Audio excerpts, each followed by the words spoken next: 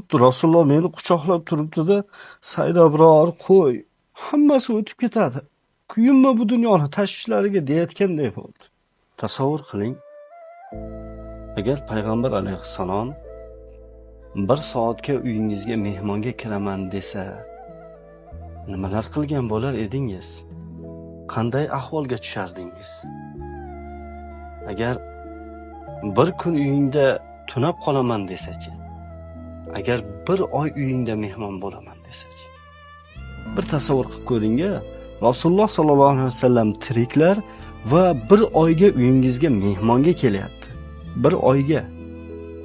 Hozirgi holatingizda, hozirgidek video qilib, musibatlaringiz, muammolaringiz hech hayolingizga keladimi? Yo'q. Agar payg'ambar alayhisalom meni 1 soatga, 1 kunga emas, 1 daqiqa payg'ambar alayhisalomni yonida turishlik imkoniyatim bo'lsa, men yuragim yorilib ketsa kerak quvonchdan deb o'ylayman. Bugungacha payg'ambar alayhisalom haqida o'qigan kitoblarimni hech biri meni yuragimni larzaga solmagan. Ko'zimda yosh bilan o'qimaganman. Ishoning, hozir bitta kitobni o'qib tugatdim. Ahmad Shuqayriyning Habibimiz oramizda bo'lsalar degan kitobi.